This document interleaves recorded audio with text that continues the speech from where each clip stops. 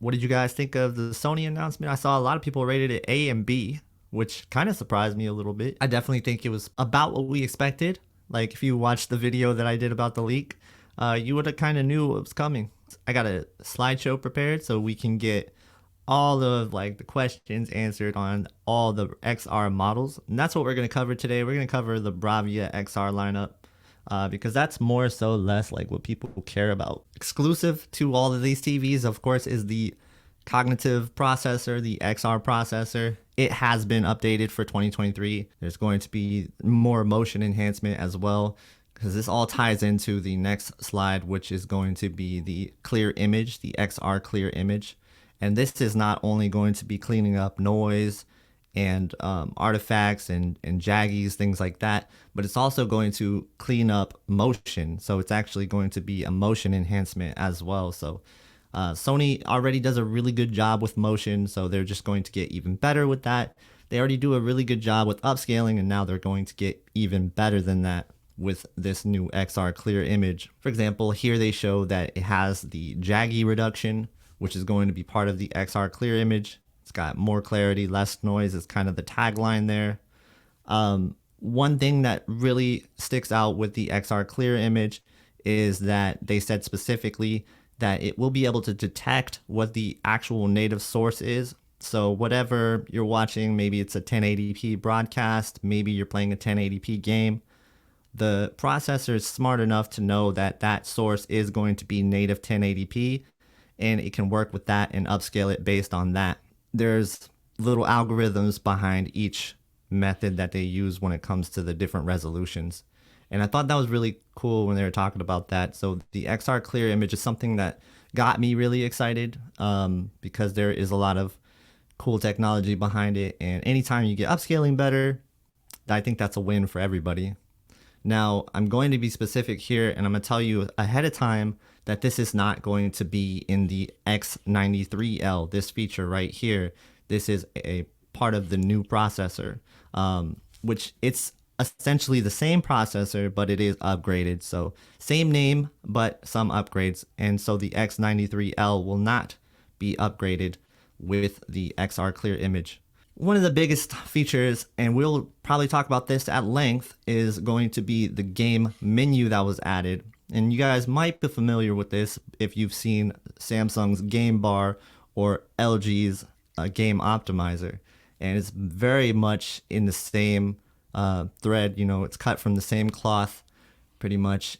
And that is going to be VRR controls, motion blur controls, which happens to be more so like black frame insertion controls more than anything else. And then you have the black equalizer, which you've seen.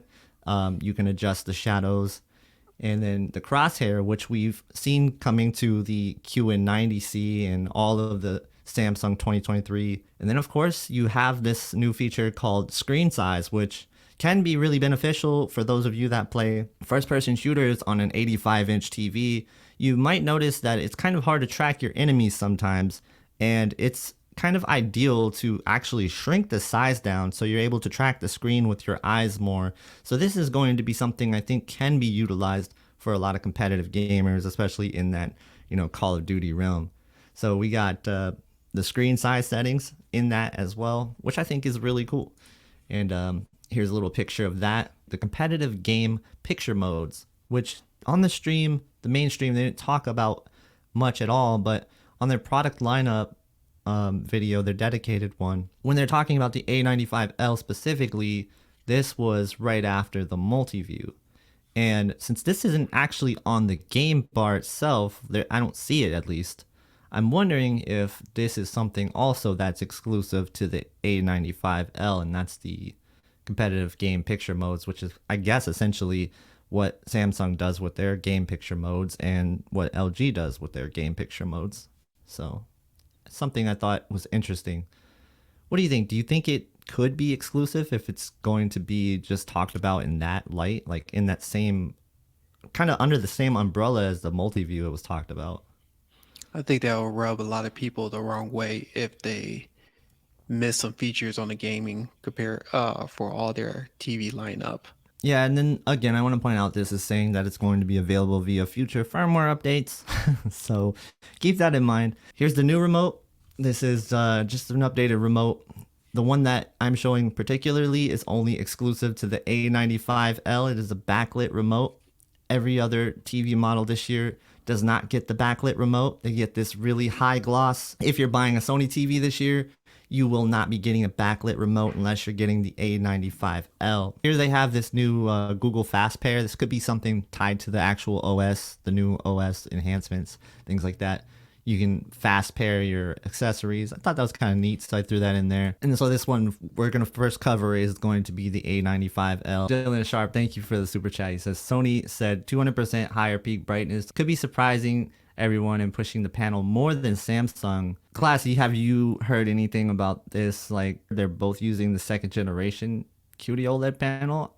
Do you think Sony can push it more? Yeah, so what the quote is up to 200% the brightness of the A95K, which means up to double, which means up to 2000. And, like the A90J, that could hit 1500 for like a second before it would drop when it was in vivid mode. So they could repeat that same kind of thing where you're in vivid mode and it could, in a small window, burst up to a high amount for, a brief amount of time or whatever, just to make that claim. Realistically, I would expect probably like anywhere in the 30, 40, maybe 50% brightness increase when, measured normally. A couple things I wanted to point out with the A95L. We talked about it a little bit. The multi-view functionality is only going to be in the A95L, specifically because of the Pentonic chip is only in the A95L. But there are a couple things different with the A95L that are worth pointing out, like the stand. The stand is completely different. Thank you for the stand, Sony. Yeah, I thought of you when I saw the stand. I was like, classy one. I was like, they got rid of my cool stand. Now it's over. I love their 2 feet, especially if it's still the screwless design and it just slots in. Like, don't try to change the stand again. Just leave that. Yeah, man. I just feel like they just took their old stands and they bent them. That's what it looks like. I just don't even know. I don't like the look. I kind of like the whole aesthetic of the A95K, and I feel like that's gone now, and so it's not as Master Series to me. I don't know. It lost that appeal. It lost that like luxury look. Yeah, it's a little bit better than the A95K from last year, because just the thing is you only have 2 options. The stand I think is a little bit better for people who are when it comes to TV stands, but especially it's with more sound bar or practical. something. Yeah, and I wanted to note that it is coming with the Bravia cam again, so another unnecessary inclusion of that accessory that just raises the price. And that doesn't make anybody happy, I don't think. Next one we'll talk about is the X95L and kind of the differences between this and the X93L. So people are more clear on what's going on with this. We talked about it a little bit, so I won't go too long on these 2 slides. But the X95L is 85 inches, of course. And then the X93L is available in 65, 75, and 85 inches. Some people mentioned it was 20% more dimming zones on the X95L, but then Rob said it was only like a 13% difference. And I think it was like 30% brighter. So it'd have to be 85 to 85. The X93L to the 95L is a 13% increase in zones. So based on the other regions that get 65 and 75, that could be where the 20% number came from. So yeah, right now we're speaking specifically to the differences between these 2 models, which you'll see that the X93L here has what they call the contrast booster 15, which is like a combination of peak brightness and dimming zones, all that stuff, right? So that's how they get to that number. And then the next one is the X95L is a contrast booster 20, which could definitely be tied to, not only the improvements that they made there, but the fact that the 85-inch panel is just going to be so much better of a panel than the other sizes. But yeah, I wanted to point out the differences here in the sound.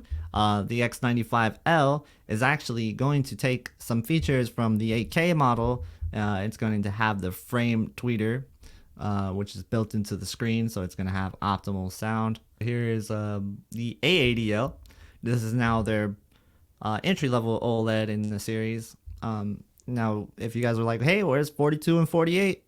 That's actually being carried over from the A90K. The A90K is still the A90K, and that's getting carried over, and that'll still be available for 48 and 42 inches. A80L is available in 55 inches, 65 inches, 77 inches, and 83 inches. That's the size that's available. So 83 is something that wasn't offered last year in the 80 series. But now is the X90L, which probably seen some of the biggest upgrades of all when it comes to like the TV series.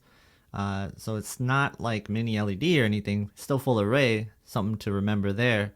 But it is going to be available in 55 inches, 65 inches, 75 inches, 85 inches, and 98 inches. Curious enough that they actually dropped the 50-inch size this year. More full array local dimming zones, increased brightness. It's going to have the same design as the X93L. So pretty much like the way that it looks, like the aesthetics and everything, you're going to have the same actual stand and design and everything. So it looks like a really premium TV. So props to that.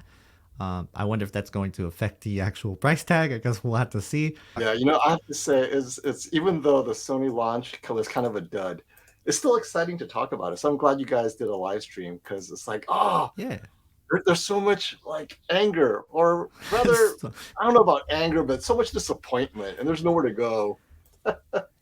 Yeah, Okay. I would say there's just so much confusion, right? Like we were talking about it all day. I'm sure you were seeing our Twitter messages. Oh, yeah. You were in there as well, so It's craziness. I also got confirmation from Rob on the stream when I asked him this. 1080p sources like the Nintendo Switch in-game mode will still benefit from these new features like the image clarity, XR clear image. You don't game? Yeah, if you don't game, it still does work outside of game mode, and it works even better. One thing that they definitely explained, hey, even if you're watching 4K, maybe you're streaming it, if your bitrate is low, or if they're throttling it, there's always a chance that 4K is not pure 4K, and sometimes you need upscaling for 4K to make it look as clear as possible, and that's why I love any sort of image clarity features there is. I do a lot of streaming, and so those features are always why I kind of give Sony the most credit when it comes down to processing, because when I compare them side by side, Sony sticks out more than any other TV in terms of getting the processing better. And processing, in my mind, is image clarity. Like once you get that correct, which I feel like Sony has been doing, and they're the kind of the champions of right now, then you definitely have your TV at a good place. Let me get to this question. Did Rob answer the question about the game logo dimming question? No, he did not. Hopefully Brian will ask him this. I don't know if they already taped their interview, but I'm going to ask Brian if he can shoo that question in there. Usually when there's no answer, that means no. But yeah, hopefully we'll find that out, because that's one that they definitely dodged on the stream, and I saw multiple people ask them it. So we know you saw it, Sony. We know you saw it.